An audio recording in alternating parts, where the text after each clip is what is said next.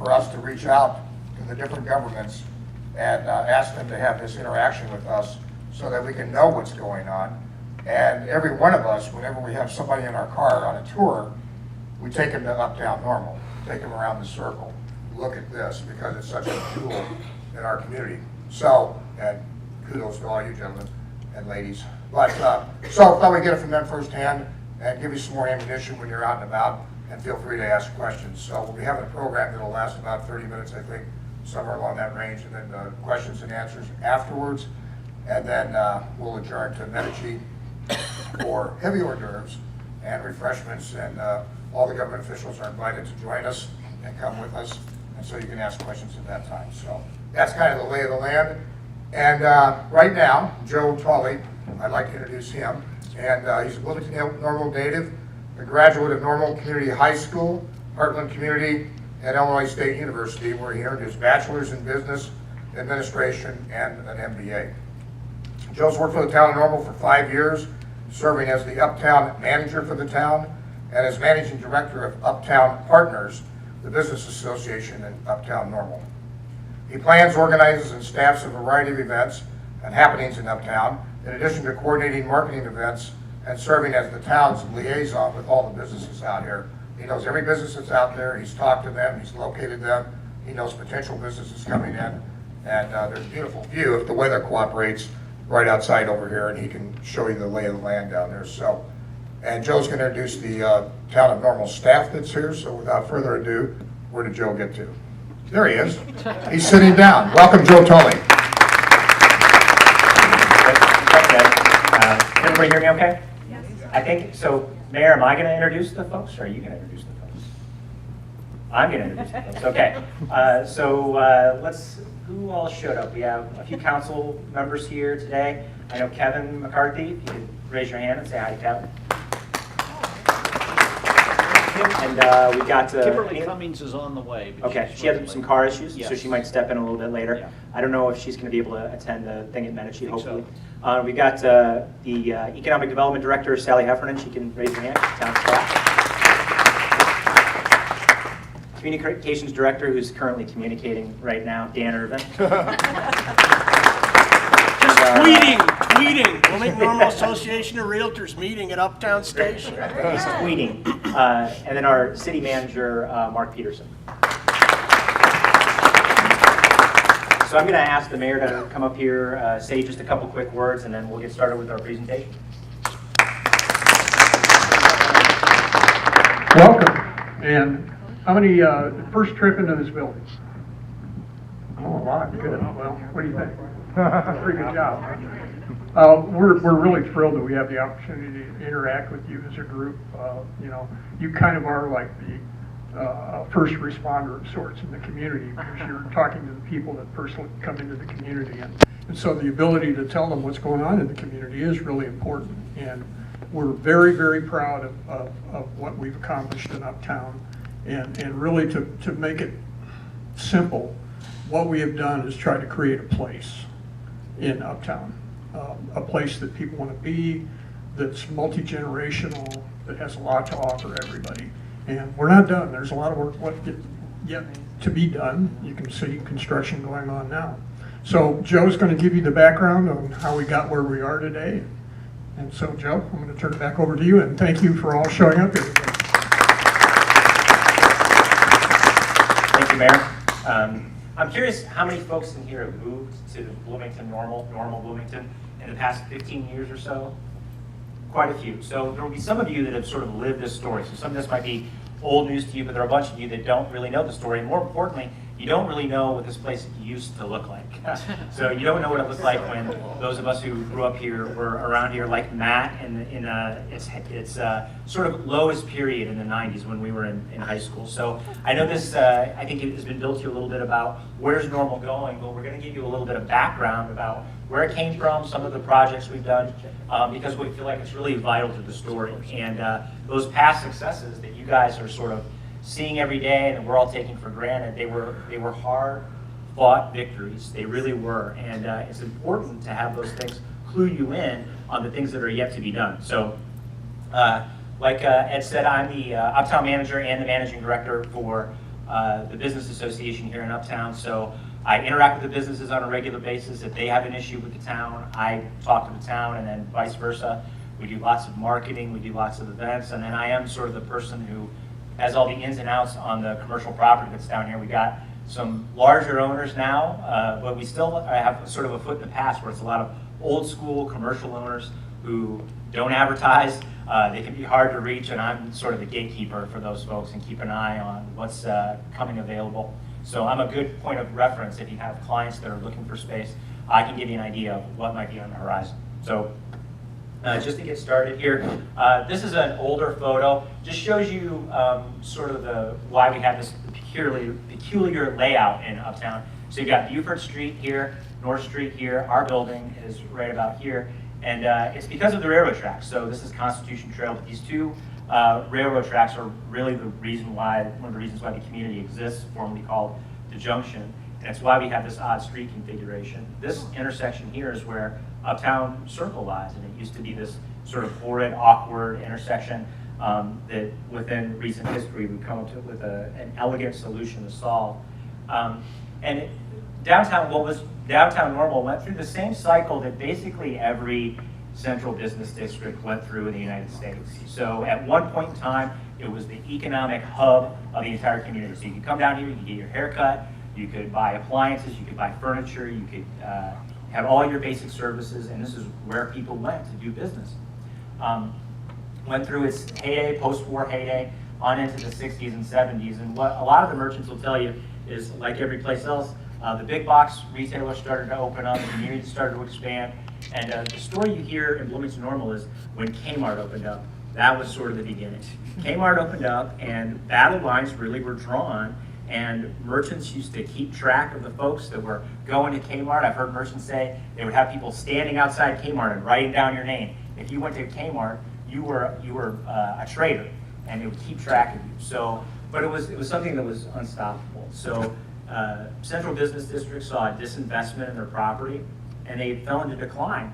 And our community was no different. So by the 90s, when my friend Matt here and I were in high school, when we were growing up here, downtown Normal, it was really kind of a sad place. There was a lot of empty storefronts, not the best retail. There were, from what I remember, there were a lot of empty, bad parking lots to skateboard in, and some submarine sandwiches, and that was about it. So in the late 90s, the town looked at redevelopment. So they went out, they hired a consultant, Farr & Associates, a name you might be familiar with, and they came up with a redevelopment plan. And this map, you're never going to be able to read this map, but if you pay attention to the colors, it tells you a little bit about what they were after, what an ambitious project it was. So all this blue you see, that's all redevelopment. So redevelopment sites, planned redevelopment sites. All the red is parking, new parking additions. So you see just about every inch of the central business district was really touched in a massive way by the redevelopment. The stuff you see here in white, those are sort of the older legacy buildings. That's along North and East Buford. That's the stuff that now, it's the older property that houses a lot of our smaller businesses. So this picture, our friends at Microsoft don't update their aerial views very often. Thanks to them. So this is an interesting snapshot. It shows you a window in time in the middle of the redevelopment when it was really going strong. So it's kind of hard to see, but so this is where we're at. This is what was going to become Uptown Station. The Children's Discovery Museum is done. This area has been flattened for the Marriott. What was then Bank of Illinois, Heartland Bank is done, but the University Christian Church is still there, so no CVS building, no College Avenue parking deck. And so you can see how much was going on at that time, just tons and tons and tons of activity. Wow.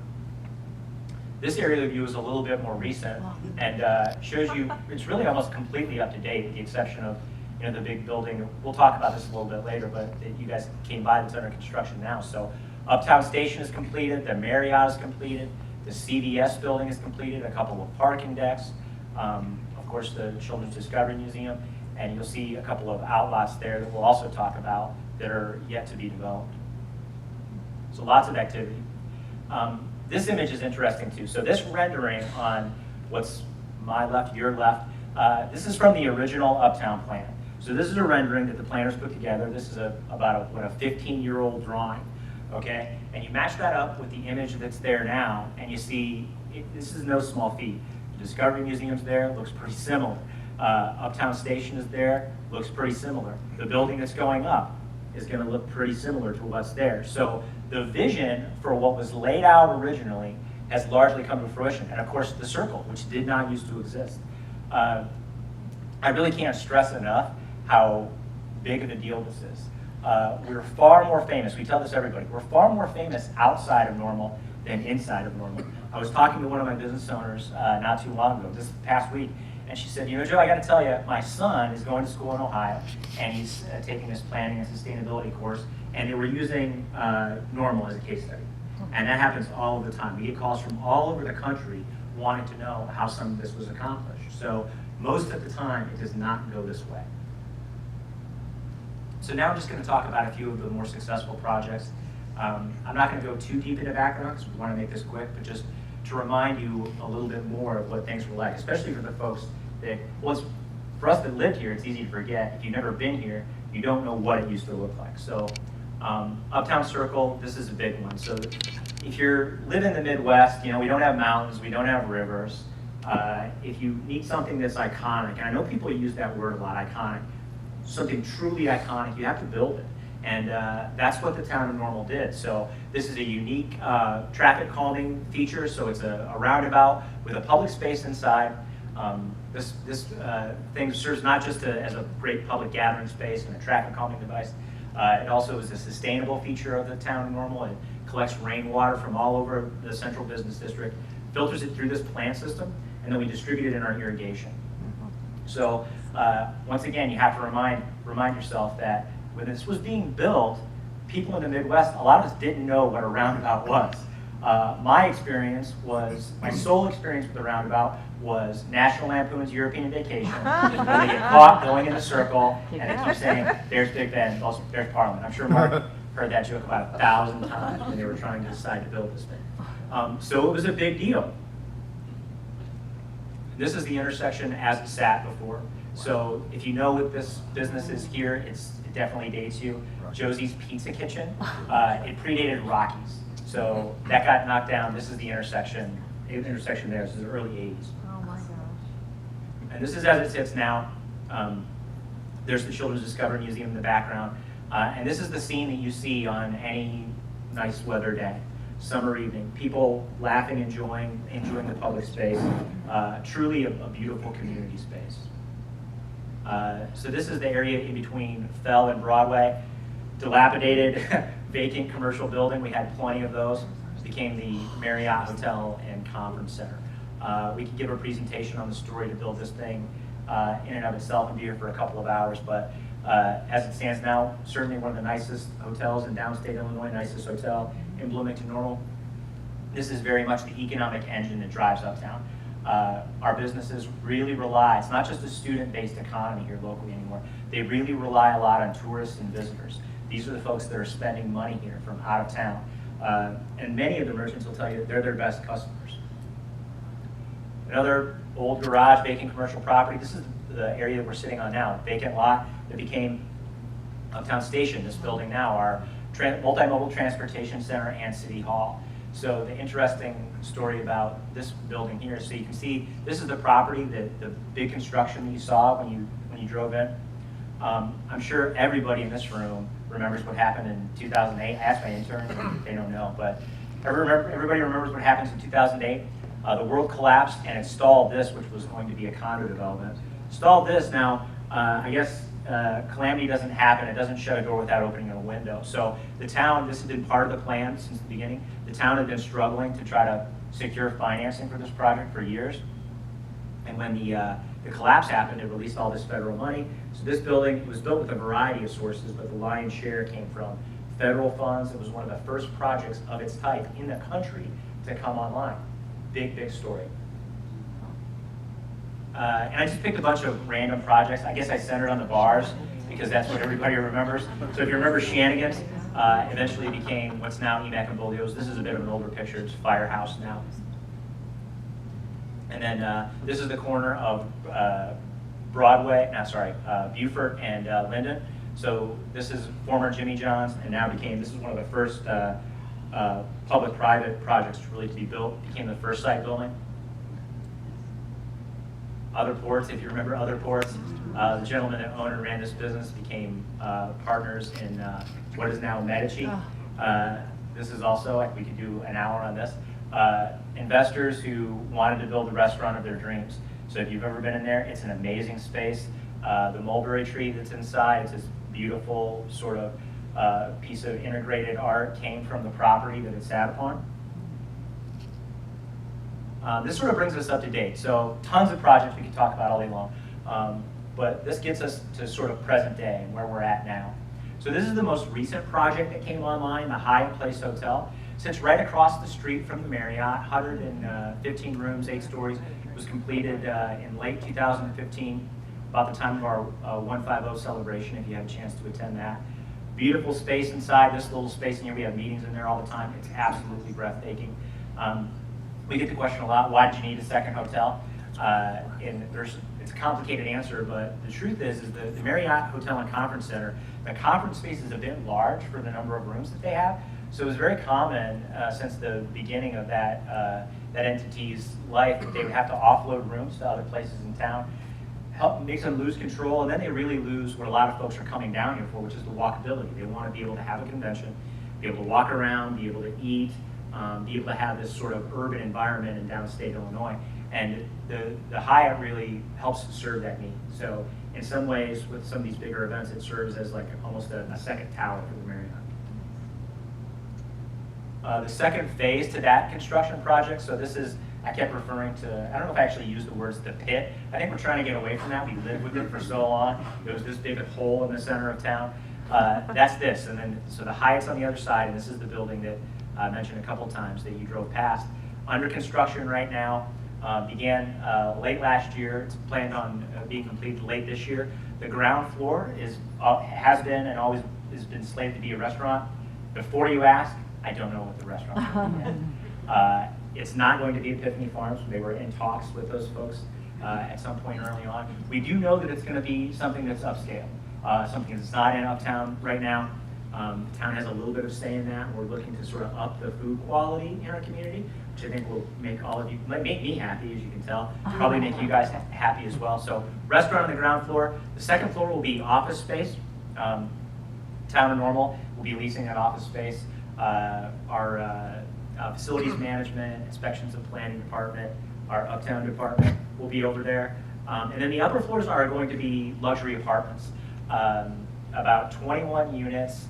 And they are geared with the non-college student in mind. That was part of this project from the start. So we don't discriminate against college students in the town of Normal. We have plenty of college-oriented housing already in Uptown, but it's been part of the plan from the get-go to really have everybody included in the Uptown environment. So we want regular four-season residents here, and so they really designed these apartments.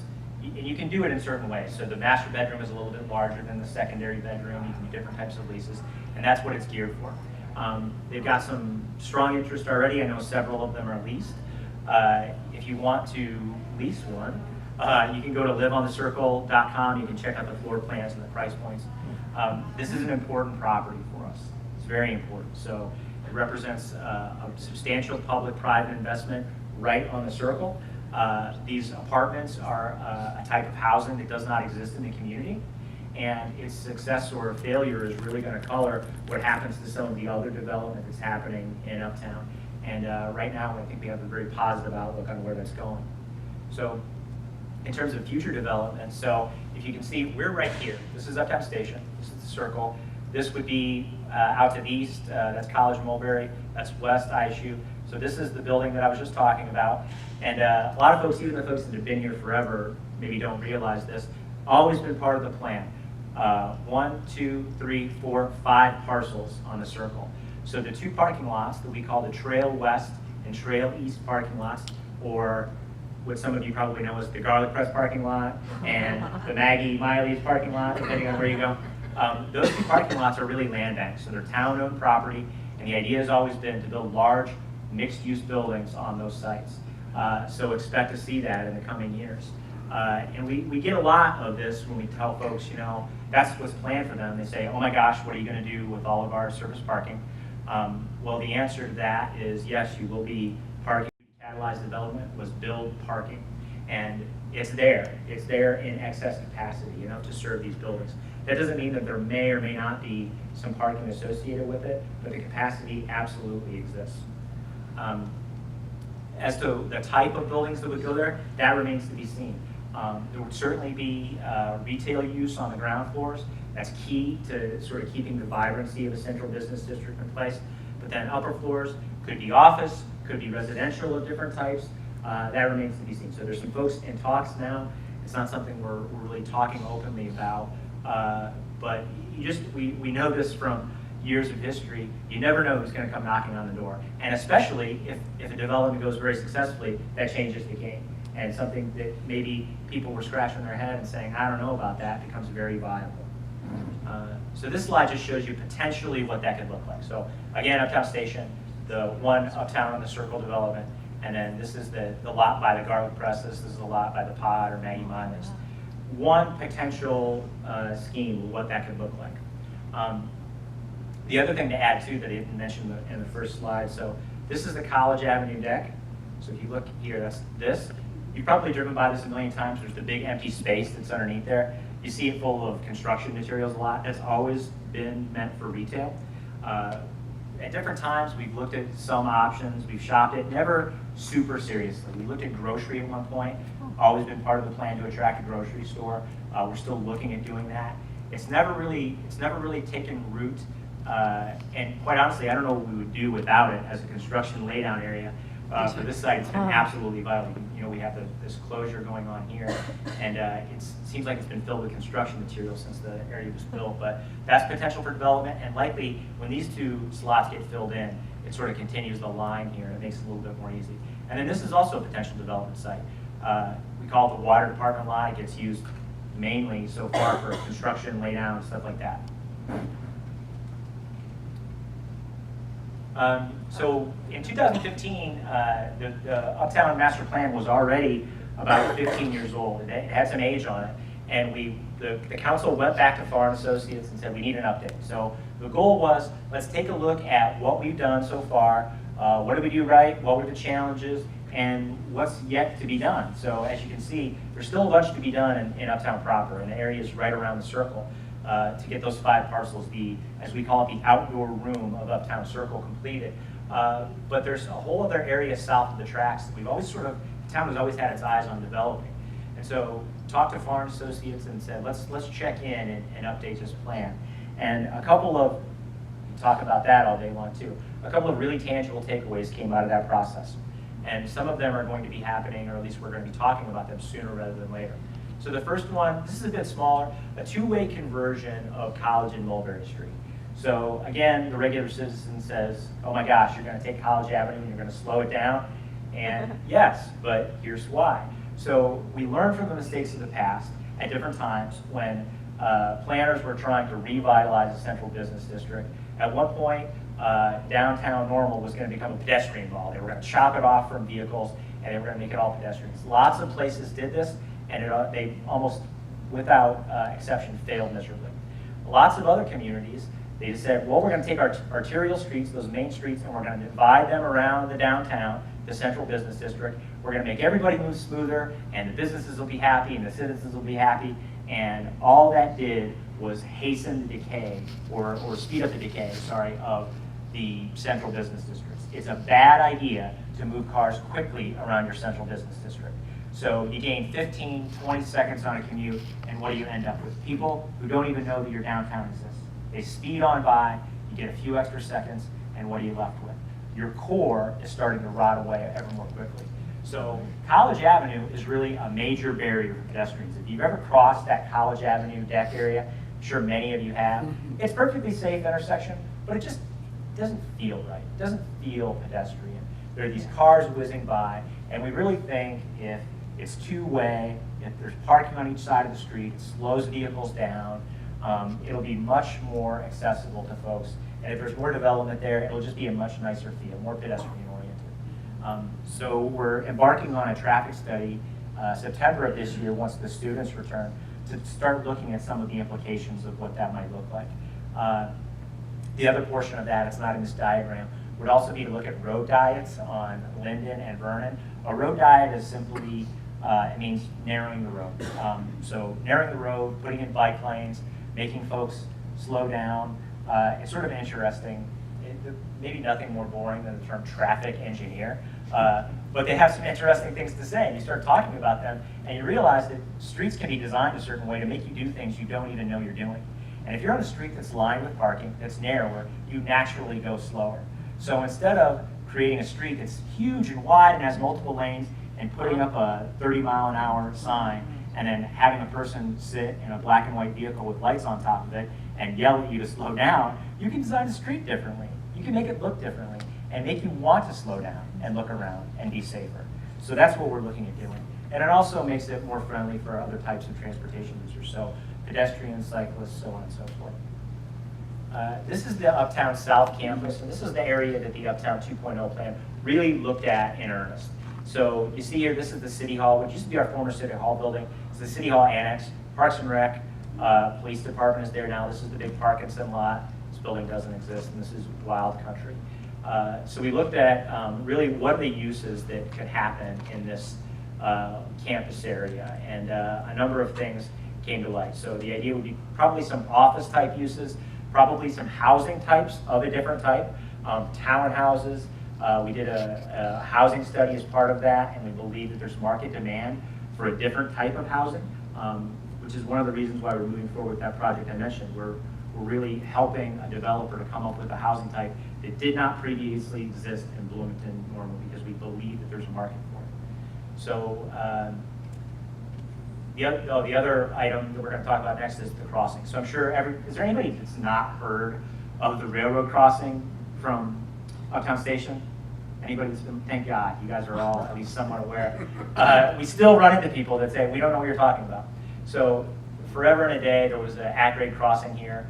And part of we actually, when we went to update the master plan, the town was getting ready to build an overpass here. So in order to make the south platform connect with the north side, high-speed rail improvements going on, we were mandated, we said, you gotta build this platform. So you need a way to get, or this overpass, you need a way to get Amtrak users from one side of the tracks to the other. It has to happen. So we were getting ready to, we were set to go. It was a difficult project. It wasn't the most ideal project. I think the most commonly asked question is, well, stupid, why don't you just keep the at-grade crossing? It seemed perfectly safe. I've heard that question enough that it's hard for me not to be sarcastic and say, do you not think we thought of that? I think we would love to have the at-grade crossing. We would love it. It provided a lot of connectivity. We thought it was perfectly safe. And just the truth is the regulatory bodies that operate in an area like this are a little bit more powerful than us, unfortunately. And they say no. So the answer is just no. And it's not up to us, but the answer is no. And we have tried every which way to make that happen, believe you me. So we were getting ready to go with this overpass project, and the planner said to stop, right? So just hold your horses. If you really want to develop this area, you need a better solution. You just need a better solution. Let us take a look at it. So that's what we did, and we put the pause on that. And in that planning process, they came up with a few different types of concepts. The council said, we want to take a look at this, at trying a better solution. And we're actually in the middle of that process now. We had a public meeting not too long ago where our consultant, WSP, Parsons Brinkerhoff, looked at all the alternatives. And so when you're going through this process, they looked at not building anything. So what happens if we just leave it as it is? An at-grade crossing, we have to study that, even though we know it's not feasible. And then they looked at a number of overpass solutions and underpass solutions. They presented that all to the public, and you can actually, if you have an opinion on this, there's a bunch of materials online. You can still offer public comment that will be entered in the record. And at some point here, hopefully in the near future, you'll be looking at council making some decisions on that. And the reason you have to study these things that we probably know are not feasible anyway, is because we have to apply for some other types of funding. We know at the town that in order for this project to happen, we're probably going to need some federal money. We're going to need some money outside of the community. It's what really made the project that we're standing in go, and we think that's probably what's going to happen for this one. So we're in the middle of that. The consultant rated different projects on 18 separate criteria. There's a whole long list, starting with safety. How do you get people from one side of the tracks to the other in a safe way?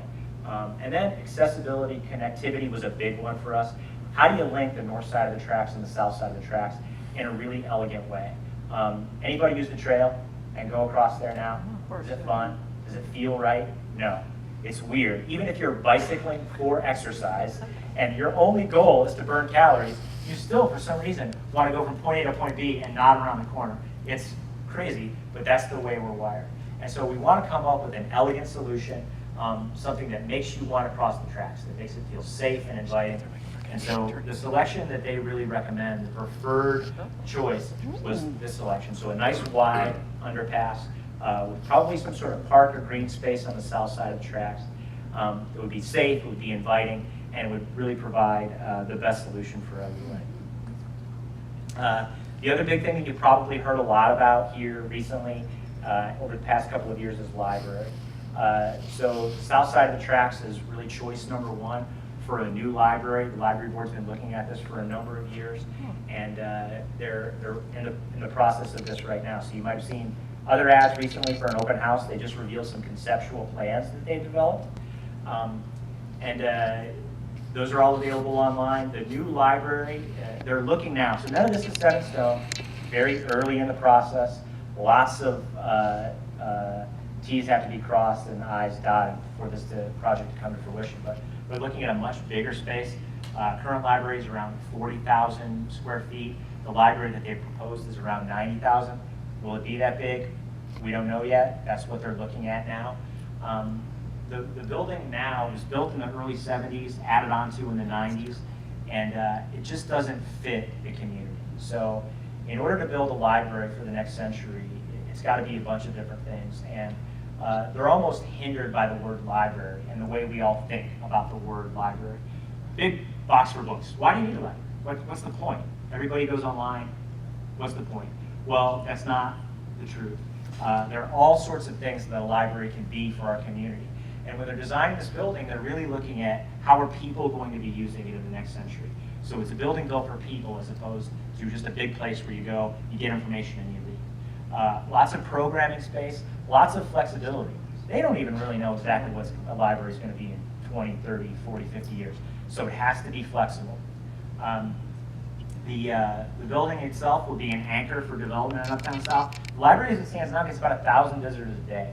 In this sort of older, out-of-date space, if it's bigger, if it's built for the next century, if it's more attractive, has more services, we expect there to be even more folks coming. So it's not uncommon anymore for libraries to be used as anchors for development of that type. And it's going on right now, so the folks that are looking at the overpass, underpass situation are also in talks with the library folks. So these two projects are sort of going in tandem, but they're both communicating with each other. It's not the same project, but they want to make sure, since they're playing in the same sandbox, that no large mistakes have been being made. So they're planning and looking at different eventualities with each other. This shows you the conceptual plans as they sit now. So this is us right here. This is what would be the overpass, underpass. This area is where the City Hall Annex sits now. So one of the proposals is this sort of curvilinear building that sits here. Surface parking. This would probably start out in their concept of surface parking and maybe be added as covered parking later on. Who knows? And then potential different housing type and commercial space down here. So this is one concept that has been presented and what it can potentially look like. And this is just their sort of big dream shot building that is supposed to ooh and ah you. And it's really an impressive structure. What it will look like in the final phase, we don't know. This is how these projects move along. You get a nice picture, you start moving from there. So this is that curve around the back. It's one of actually the difficult parts about this project is there's no back and front. So you can't really build a back of house and say, we're going to build onto it later. It faces all these prominent areas right off the bat, so it makes it difficult to build. And then this is that curved feature.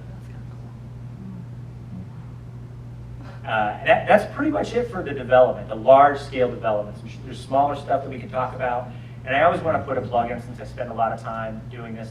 You know, we built all of these huge projects, and we built this amazing public space. But really, it's for people. It's about people.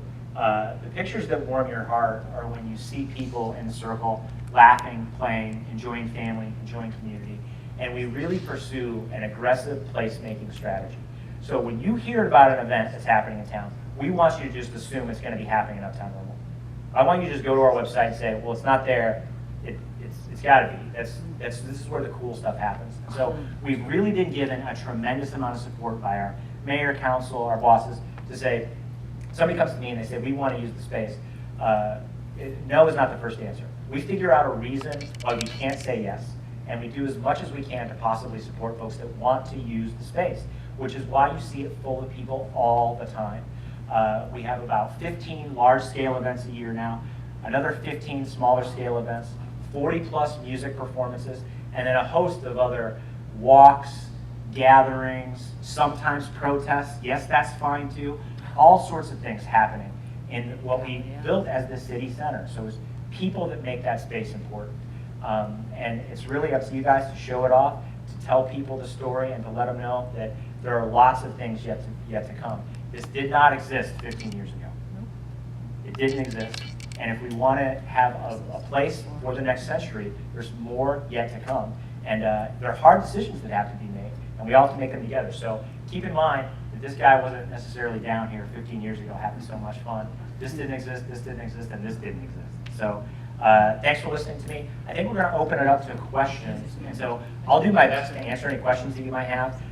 We've got folks that know more than me. I came in here midpoint in the story. There are folks that made the story and lived it here, so I don't want to overstep my bounds. Do you have any questions off the top here?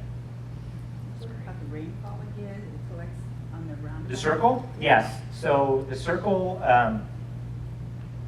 so if you're ever out there walking around with your family, which you just, yeah, so if you're, when it's not raining, if you want to walk around out there, there's a little diagram right here by the source pool that explains exactly how it works. So basically, the rainwater that falls in Uptown is collected into a cistern that sits underneath here. So Sugar Creek used to run through here. It was tiled forever and a day ago. They put it underground. That is no longer active. They capped that tile off, and that formed a cistern. So the water drains into that. There's a whole bunch of, this thing is not just a big pretty picture. There's a whole bunch of machinations underneath here. You ever drive by and see some guys that with some grates up that are getting down in there? They're working on the pumping system and stuff. So collects water, pumps it out through into the source pool, and it filters around. All these aquatic plants are natural filters. So they filter the water, and then it gets pumped back out again into the irrigation system in Uptown. So it's an award-winning design.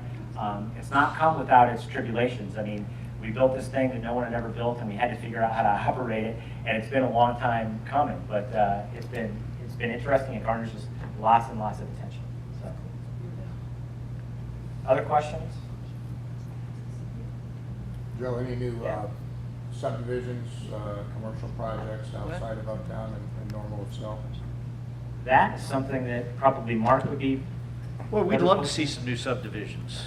As you know better than anybody, we're not seeing a lot of new subdivision activity.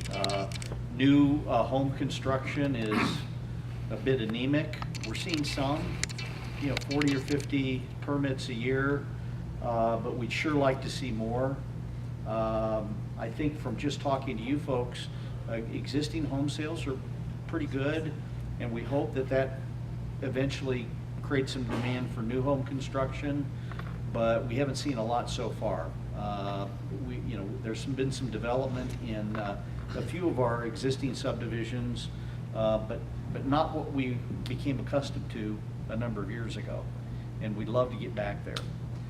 So we're working hard on the economic development end of things to try to create jobs and create new investment in the community that will bring people here that will hopefully kickstart the housing market, which of course affects everything in the community. Literally every sector is affected by home construction. So when we're not building new homes, it trickles through the economy, and it makes it tough on everybody. So we're hopeful. Second, but there's some commercial construction here or there going on, and there's a few things on the horizon that I can't yet talk about that are positive.